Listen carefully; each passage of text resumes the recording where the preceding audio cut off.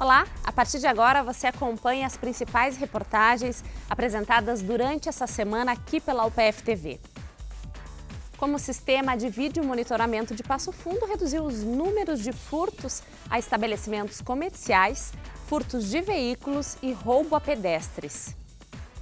Como foi a programação em comemoração à Semana do Idoso que o CREAT fez aqui em Passo Fundo. Já ouviu falar em plástico ocular? Ela é oferecida de graça pelo SUS e não é apenas para estética. A gente mostra a história de uma professora que ensina português para venezuelanos que moram aqui em Passo Fundo.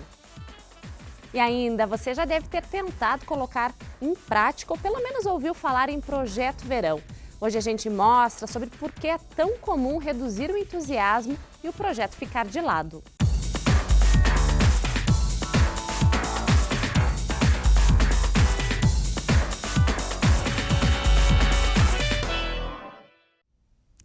Depois de 7 meses de funcionamento das câmeras do Projeto Guardião em Passo Fundo, os números de furtos a estabelecimentos comerciais caíram quase 40%.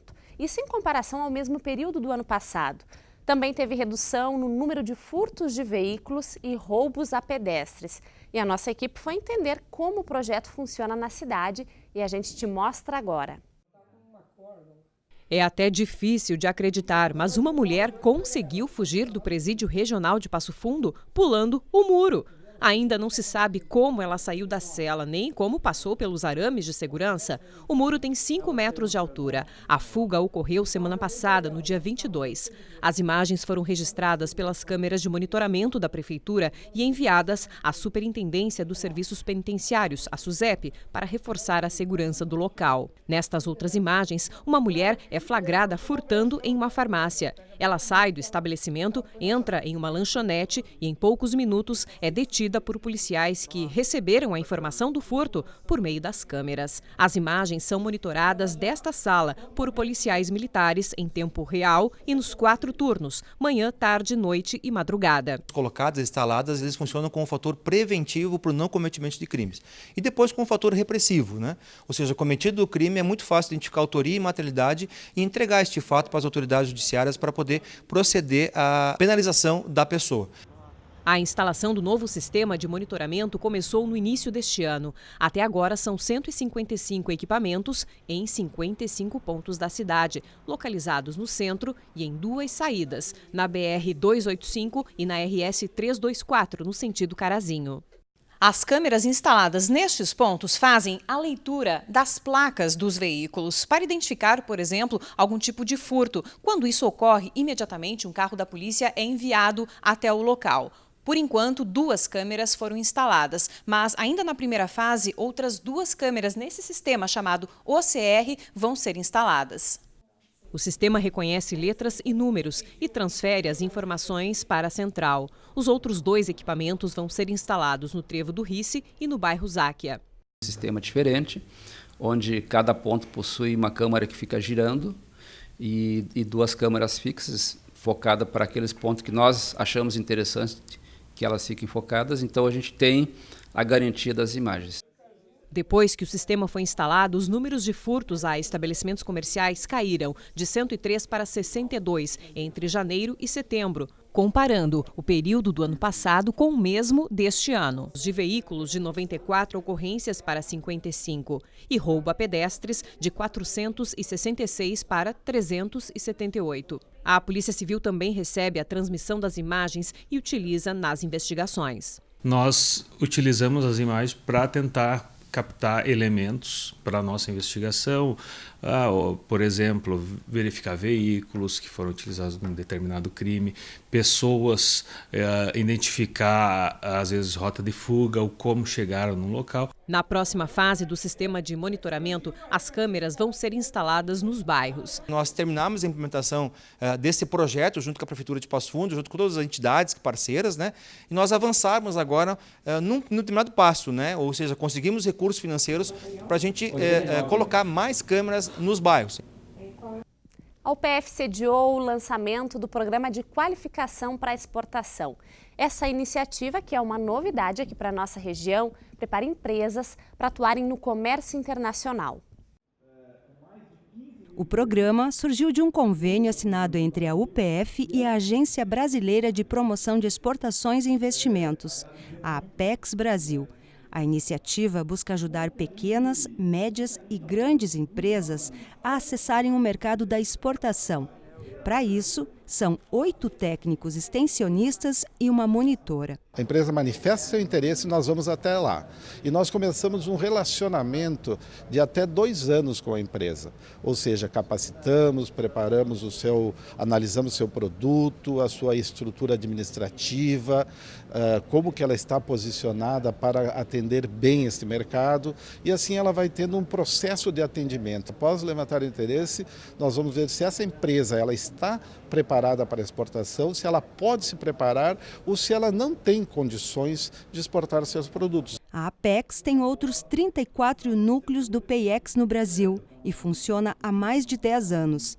Na região, o programa deve capacitar 200 empresas para o mercado exterior. No ano passado, em 2018, nós apoiamos mais de 10 mil empresas no Brasil que exportaram para mais de 200 países. Né? Isso significou em torno de 50 bilhões de dólares de exportação. A UPF foi a instituição escolhida para comandar os trabalhos na região norte do estado. A Universidade de Passo Fundo, como tem essa liderança regional, essa capacidade de chegar de uma forma muito tranquila nas nossas empresas da região, porque tem essa relação com as empresas, ela foi a instituição escolhida para ser a gestora desse programa no norte do estado. Faz parte então do nosso DNA, né, que é participar do desenvolvimento regional, né, de Passo Fundo e de todas as cidades, né, onde nós temos a nossa estrutura multicamp e ter essa troca também, né, entre academia, mercado.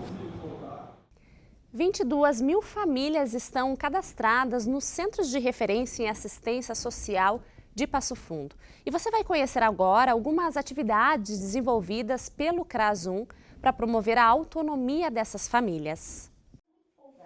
As mãos produzindo artesanato são um meio para promover trocas entre as mulheres. Trocas de cuidados, de atenção, trocas de experiências de vida, de dores emocionais. Aqui elas conversam e apoiam umas às outras. Praticamente como se fosse uma família, né? Elas cuidam bastante da gente aqui. Conversam mais, eu tenho autoestima. Eu me sinto mais segura. Elas participam do Serviço de Convivência e Fortalecimento de Vínculos do Centro de Referência de Assistência Social, o CRAS-1, que fica no bairro São José. As crianças também participam de algumas atividades no contraturno escolar e os adolescentes são acompanhados por uma psicóloga. 2 vezes por mês, eles participam de encontros como este, o tema mais discutido, insegurança quanto ao futuro profissional. A nossa ideia aqui é poder oferecer possibilidades, mostrar para eles caminhos, cursos, eventos que eles possam participar e que eles possam se exercitar aqui, né, na vida profissional. Só neste CRAS são atendidas em média 600 famílias por mês, em torno de 1.500 pessoas. E os principais motivos que fazem com que as pessoas venham até aqui à procura de atendimento são a baixa renda e as dificuldades de relacionamentos. Relacionamentos não apenas familiares, mas nas comunidades onde moram também. A intenção aqui é promover a autonomia das pessoas e, para isso, cada família que chega é avaliada e recebe os encaminhamentos necessários. Aquela família fortalecida na sua comunidade, ela tem o potencial em si mesma para a solução de muitas coisas, para alcance de muitas coisas e a certificação de que ela tem direitos garantidos. Então, a gente faz todas essas orientações através de palestras, de ações coletivas, ações individualizadas. A gente busca fortalecer ela sabendo dos seus direitos. E a seguir a gente mostra como foi a programação em comemoração à Semana do Idoso que o CREAT fez aqui em Passo Fundo. E também, já ouviu falar em plástico ocular? Ela é oferecida de graça pelo SUS. Nós já voltamos.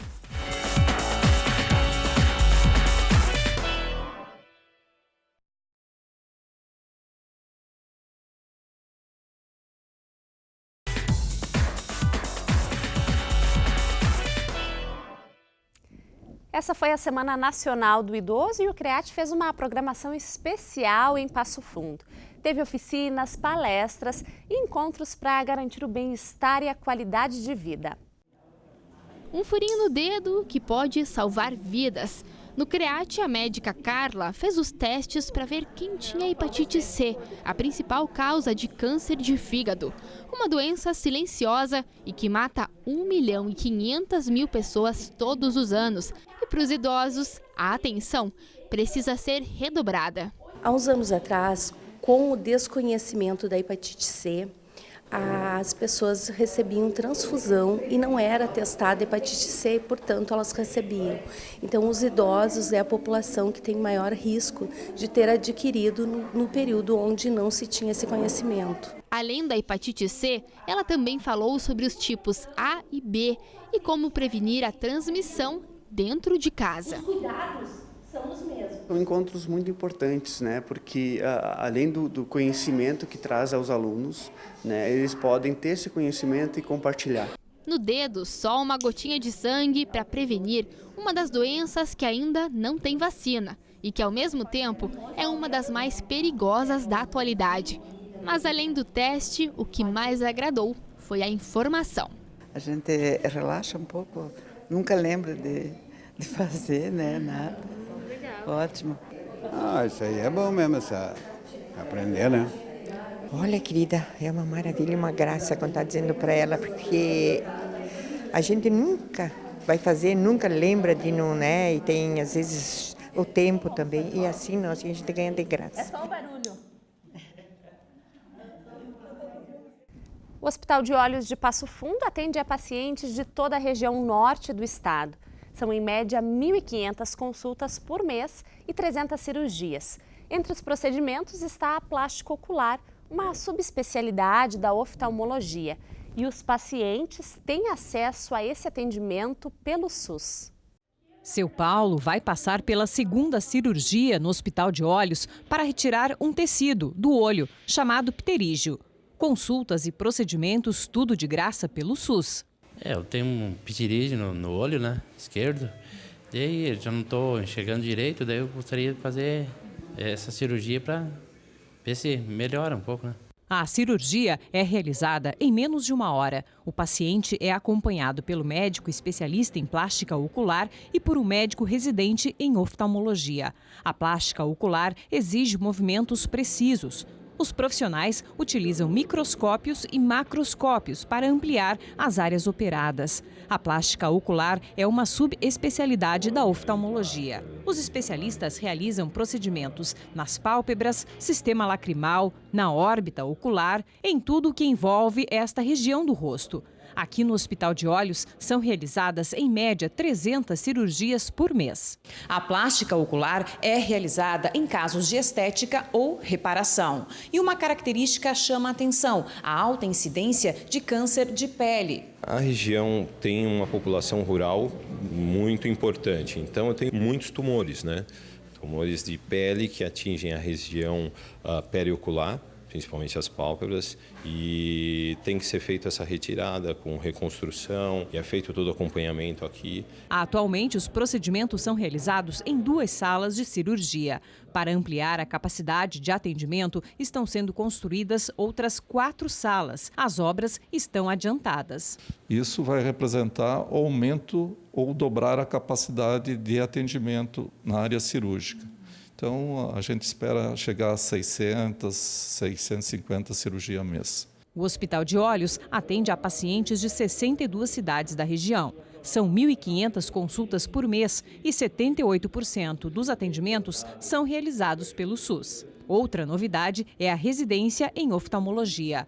No primeiro semestre deste ano, foram aprovados 2 médicos residentes. É um hospital muito bem equipado, os profissionais são muito bons, então a gente tem um campo de prática excelente. Durante toda a faculdade eu sempre pensei em fazer oftalmologia e agora acabei ingressando na residência aqui, que foi muito legal. A formação de oftalmologistas aqui começou esse ano, 2019, e já vai ter um processo seletivo em 2 meses, mais ou menos, aí para novos residentes 2020 e assim continuando a difusão de conhecimento, que era uma ideia dos fundadores do hospital. Você já ouviu falar em ergoespirometria? A palavra é difícil, mas significa um teste cardiopulmonar que é oferecido aqui na UPF pelo curso de Educação Física. As práticas acontecem em um laboratório da Faculdade de Educação Física e Fisioterapia. Olha só. Máscara, eletrodos e esteira. O conjunto faz parte de um teste cardiopulmonar que começa com um aquecimento leve. Depois, com a esteira inclinada, o exercício vai ganhando intensidade. Agora a gente consegue, através desse teste, fazer uma prescrição do treinamento dele, né? A gente consegue observar aqui o limiar anaeróbio dele, né? E consegue daí ter os platôs dele para poder fazer um treino mais preciso, né? Aqui nós temos as duas coisas principais, né? A emissão de CO2, né? Por isso que ele utiliza uma máscara, né? Aqui a gente consegue ver certinho onde é que começa o limiar anaeróbio dele, né? Então a gente consegue ver qual é a faixa de treino que ele deve seguir, né? Para a gente poder prescrever e é onde ele vai ter maior eficiência no treino dele, né? Além de servir como uma base para o treino de atletas, o teste também está disponível para a população. A diferença é o protocolo que a gente utiliza, né? Com os atletas a gente consegue utilizar um protocolo mais específico e com uma exigência maior cardiorrespiratória, né? Já uma pessoa sedentária ou quem não é atleta, a gente tem que ter alguns outros cuidados, porque não estão acostumados. Como é um teste de esforço máximo, a gente muitas vezes vai medir, vai aferir, né? De acordo com o que a gente achar que está sendo mais apropriado para a pessoa que vai estar fazendo esse teste. O Ricardo Rosa é triatleta. É a primeira vez que ele faz um teste com estes equipamentos. A expectativa é que o resultado possa influenciar no treinamento. Eu já havia feito teste de esforço com cardiologista, né? Mas é sempre uma medida estimada. Já quando tu vem com um aparelho de ponta como esse, tu consegue ter uma medida muito mais precisa, né? Tanto da tua capacidade, quanto depois para ter segurança para treinar e ter certeza que tu está treinando dentro de zonas de treinamento que realmente vão impactar nas tuas competições depois. Meu treinador ele já manda os treinos para mim direto, né? Então os treinos são de acordo com a minha rotina, com a minha capacidade de suportar e absorver cargas de treino. Só que daí quando tu leva esses dados para ele, a prescrição ela fica muito mais precisa, né? A gente te mostrou o laboratório de ergoespirometria e junto com esse laboratório funciona também o de cardiopneumologia. E você confere agora. A Janete sofreu uma queda e acabou fraturando a coluna. Precisou passar por uma cirurgia e depois da operação, tarefas que antes eram simples deixaram de ser. Foi aí que no semestre passado ela procurou o laboratório de cardiopneumologia da Faculdade de Fisioterapia da UPF. Quando eu vim para cá, eu caminhava de bengala e agora já estou caminhando bem. Ele fortalece os músculos, exercício. Por exemplo, eu caminhava sempre com o ombro abaixado, agora estou caminhando mais reta. O curso de físio, assim, procura, na reabilitação cardiopulmonar e metabólica, trabalhar a melhora da tolerância ao exercício do paciente que vem nos procurar. Né? Então, assim, que esse paciente consiga realizar as atividades de vida diária, que é onde mais impacta em qualidade de vida para eles, então que ele consiga realizar de uma forma com melhor performance, sem tanto aquela sensação de cansaço. Idosos, crianças e adultos são atendidos pelos estudantes que cumprem o estágio curricular. Cada sessão dura em média 50 minutos e é totalmente gratuita. O paciente, quando vem nos procurar, nós vamos realizar uma avaliação, além da anamnese, uma avaliação funcional, né? Então, nesses testes funcionais que a gente realiza antes da intervenção e após 10, 12 sessões de intervenção, a gente consegue ver essa diferença. No que? Ele começa a apresentar uma força muscular ventilatória melhor, muscular periférica também, né, que a gente faz essa divisão, e na melhora da corrida ou da caminhada, né, ele começa a não ter tanta sensação de esforço, de cansaço durante essa atividade. Um espaço importante para todo mundo, para quem precisa da reabilitação e para quem já é quase fisioterapeuta. É muito importante na formação da gente como acadêmico, porque o paciente fica aqui com a gente por um longo tempo. Aí a gente consegue acompanhar muito bem a evolução dele, do começo ao fim, e ver o quão importante é a reabilitação cardiopulmonar e metabólica na vida desse paciente. Nem todos os lugares oferecem uma experiência assim, a gente já sai um pouco mais preparado para o mercado de trabalho daí. A gente tem uma atividade do aluno mais focado durante um mês, né, que ele vai ficar aqui com a gente no estágio supervisionado, atendendo esses pacientes. Em alguns outros momentos, assim, nas disciplinas práticas também, eles vêm, mas na área de estágio eles vão realmente ficar esse um mês, mais tempo, porque, graças a Deus, é um diferencial que a gente tem aqui no nosso curso. Depois do intervalo, a gente vai te mostrar a história de uma professora que ensina português para venezuelanos que moram em Passo Fundo. E também porque é tão difícil manter o entusiasmo na dieta e na atividade física. A gente já volta.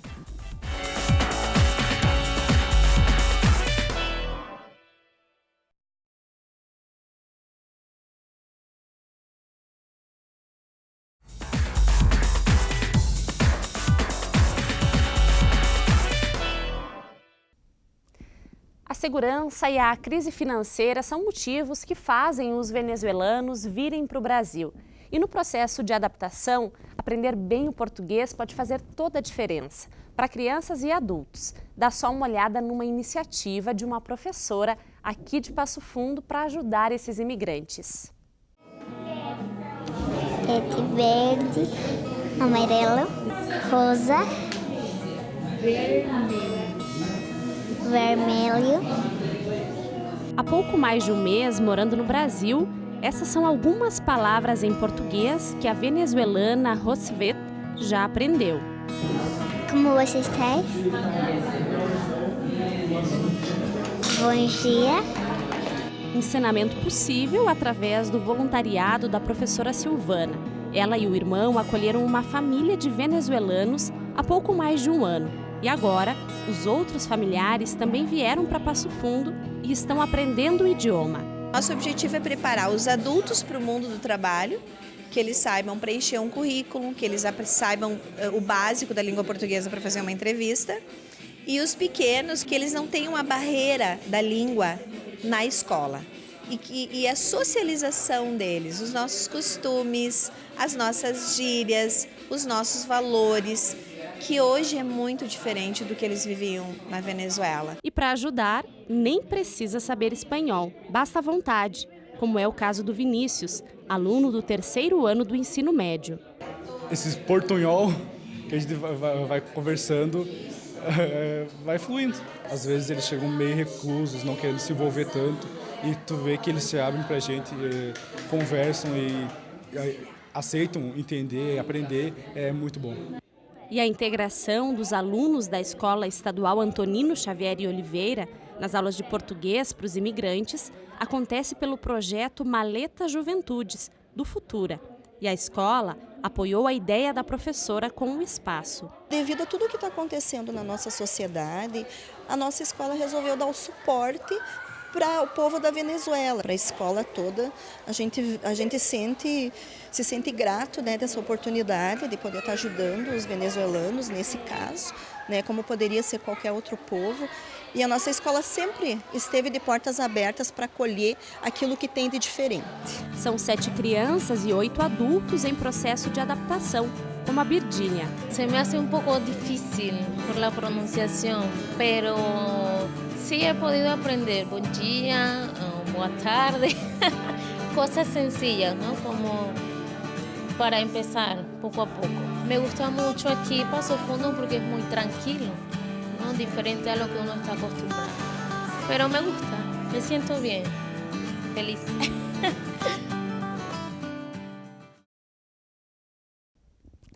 Já é tradição há 12 anos os alunos do integrado aqui da UPF produzirem curtas-metragens sobre obras literárias. E a gente sempre costuma ver o resultado dessas produções. E o que quase ninguém vê são os meses de trabalho e toda a preparação por trás das câmeras. O trabalho de um semestre inteiro para 5 minutos. O Festival de Cinema do Integrado UPF começa muito antes disso. Nos intervalos das aulas, eles se reúnem para conversar, discutir o roteiro, organizar as locações, o figurino. Esse grupo está trabalhando com o poema Caso do Vestido, de Carlos Drummond de Andrade. Um trabalho coletivo onde todo mundo dá ideia. Eu gosto. Eu adoro me estressar com coisas assim, de planejar. E eu acho que o grupo inteiro abraçou a ideia. Tipo, todo mundo tá ajudando no que pode, buscando ideia. Uma música clássica ajudou na construção do roteiro. Ele foi escrito pelo André, que também é um dos atores principais. O processo criativo é bem subjetivo e foi construído a várias mãos. Logo que a gente escolheu o poema, né, o Caso do Vestido do Drummond, a gente leu ele, todo mundo junto, interpretou. E uma colega nossa sugeriu uma música clássica, que tem bem aquela sensação de melancolia e tal. E daí eu comecei a ouvir ela e eu fui escrevendo o que vinha assim, enquanto eu escutava ela, fui adaptando. Daí a gente escreveu uma parte, conversou com a nossa professora orientadora, discutimos e tal, ajeitamos, voltamos, ajeitamos. E daí, de parte em parte, ele foi inteiro. Para ajudar, o Vitor deu oficinas de audiovisual e roteiro para os alunos, com dicas de enquadramentos, ângulos, construção de cenas. Ele é estudante de jornalismo e faz parte de um projeto de pesquisa que envolve literatura e educomunicação, desenvolvido especialmente para o festival, que propõe metodologias pedagógicas de ensino por meio de tecnologias comunicacionais. Surgiu mesmo para isso aqui, para a gente dar oficina para eles, para a gente ensinar eles o básico, né, para produção audiovisual, produção de roteiros, para posteriormente eles conseguirem fazer os seus curtas. Tudo isso porque o Festival de Cinema do Integrado é um exercício de linguagens. Além do curta, os alunos também precisam construir um cartaz, lidar com a maquiagem, o figurino, a resenha dos temas provocados por cada conto ou poema e adequar tudo isso com os horários de aula. Ele partiu da sala de aula no sentido de vamos ler, mas fazer algo mais com o texto literário. E aquela meta forte que o professor sempre tem, que o estudante seja sujeito, que ele produza e que ele não só execute. É muita coisa ao mesmo tempo, eles saem muito amadurecidos desse processo. E acho que a gente aprende mais do que eles, até quando a gente vê eles trabalhando. E tudo que começou lá na sala de aula ganha corpo e contorno por aqui. É agora que os poemas e contos de escritores renomados são vistos, vestidos, cenografados. Um trabalho de meses que se transforma em arte. Essa era a casa da Rafaela. Era porque a mudança dos móveis transformou o lugar. Agora a locação é uma casa de família dos anos 60 e cada detalhe foi pensado. O crochê, a televisão, a vitrola. A gente pesquisou bastante, a gente viu em artigos os móveis em madeira, a vitrola. Eles usavam muitas cores, muitas estampas também. A gente também conseguiu uma TV de tubo, né, que era a marca registrada da época. O figurino também foi todo pensado. Eles buscaram informações com o curso de design de moda da UPF, desde as cores até as estampas. Tudo é linguagem. Nós fizemos algumas pesquisas com o curso de moda, nós nos inspiramos nos anos 60, por isso roupas de poá e listras e muitas coisas antigas. Tudo para deixar o personagem caracterizado mesmo, assim. Sim, bem real de como era naquela época. Todos os grupos são assim, de 10 a 12 alunos. São eles que atuam, gravam, editam, às vezes com câmeras, outras com o próprio celular. Um trabalho de um semestre que se transforma em minutos e muito aprendizado. Um passeio com muita história e também diversão. Alunos das escolas de Passo Fundo podem participar do projeto Conhecendo o Espaço Cultural Roseli Dolesque Preto, uma parceria entre as Secretarias de Cultura e de Educação. Veja só. Concentração. Desafios. E curiosidade. Agora, conhecer parte da história de Passo Fundo ficou ainda mais divertido. Vocês vão ganhar um mapa. Nesse mapa vai estar cada lugarzinho que você precisa passar, aonde fica, vai ser bem fácil de você se localizar. Uma caça ao tesouro que passa pelos museus, Academia de Letras, pelo teatro, Instituto Histórico e pela biblioteca. É o projeto Conhecendo o Espaço Cultural Roseli Dolesky Preto, que fica no centro de Passo Fundo. Ele existe já faz uns anos, né?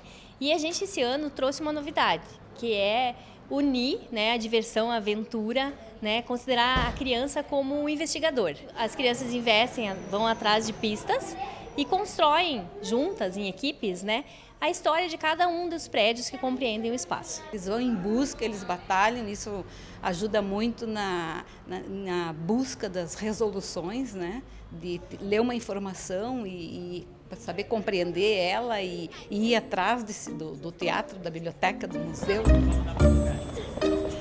Tarefa vencida. E de quebra, deu para conhecer alguns espaços da cidade.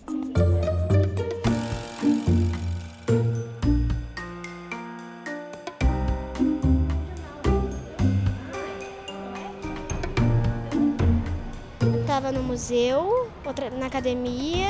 Muito legal, é o melhor passeio que a gente já teve. E se você quiser descobrir qual é o tesouro, é só agendar uma visita com a escola. Eu devo estar. Teatro! Você já deve ter tentado colocar em prática ou pelo menos ouviu falar em Projeto Verão. É aquele intensivo na atividade física para chegar na estação mais quente do ano com o corpo em dia. Mas e depois desse entusiasmo todo, o que mais cresce são as taxas de evasão nas academias. E por que será que isso acontece? O que pode ser feito para mudar isso? Veja na reportagem.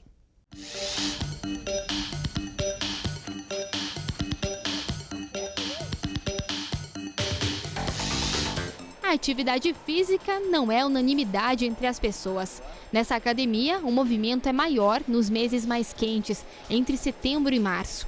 A redução é inevitável durante o resto do ano. Não adianta, chega o verão e a procura pela atividade física sempre aumenta. Mas o problema está na permanência. Uma estimativa mostra que 64% dos usuários de academia desistem nos primeiros 3 meses de treino. Por muito tempo, o Eduardo fez parte dessa estimativa. Ele sempre foi aquele que começava a academia e parava por um longo tempo. Há 4 meses, decidiu voltar para ficar e já emagreceu 6 quilos e ganhou 3 de massa magra. E só conseguiu isso porque estava focado.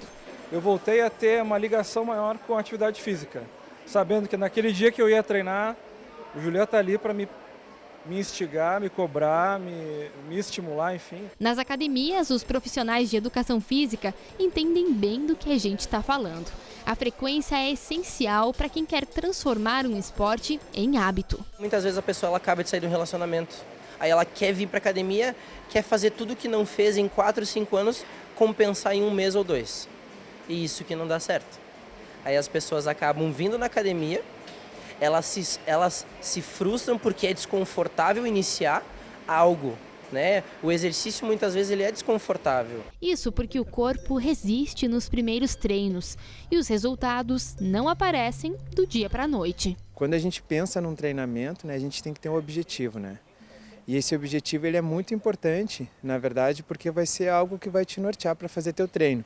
O principal para a gente se motivar a continuar fazendo, porque muitas vezes inicia o calor e as pessoas, né, vai todo mundo fazer academia. Mas acontece que daí vão em qualquer local, acabam não tendo uma orientação, acabam não tendo objetivo e muitas vezes passam 1 ano, 2 anos, 3 anos sedentários, né, e querem recuperar daí em questão de 1 ou 2 meses para o verão, né.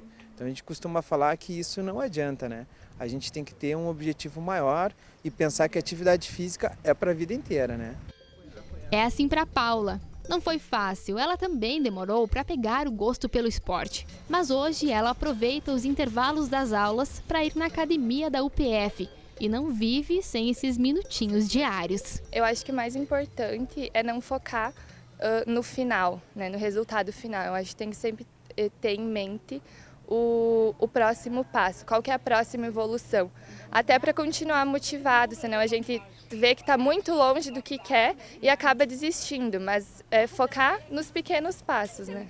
A atividade física deve ser constante, parte do cotidiano, um verdadeiro hábito. A vinda do verão tem que ser uma inspiração e o ideal é que a atividade continue, mesmo depois que ele acabar. Não adianta uma atividade esporádica, eu vim fazer 1 mês de academia e achar que eu estou trabalhando a minha saúde, né? Ela demora, é um processo que demora, né? Em que tu tem que ir praticando e tem que fazer parte do teu cotidiano, do teu dia a dia. Quando a gente começa a perceber as diferenças no organismo, né? De um tempo de treino, tu vai sentindo a necessidade, quando tu não treina, de fazer aquela atividade. Isso que a gente fala que é questão prazerosa. Então, quando a gente começa a ter essa busca, começa a ter um condicionamento para fazer uma atividade mais intensa, a gente começa a sentir realmente, né, os benefícios da atividade física. A insistência é o segredo. Depois que o corpo percebe que aquilo faz bem para a saúde, não tem como evitar. O movimento acaba se tornando parte essencial da vida. Primeiramente, né, melhora o meu humor, me dá mais motivação para estudar, consigo concentrar melhor, ter mais foco e o bem-estar que proporciona depois, não tem outra coisa que faça isso. Desistir agora não tem previsão. Com certeza não. Nunca mais. Eu coloquei para mim uma meta de vida, né? Porque é saúde. O que a gente faz aqui é um investimento em nós mesmos, né? E reflete na vida, né? Na vida profissional, afetiva.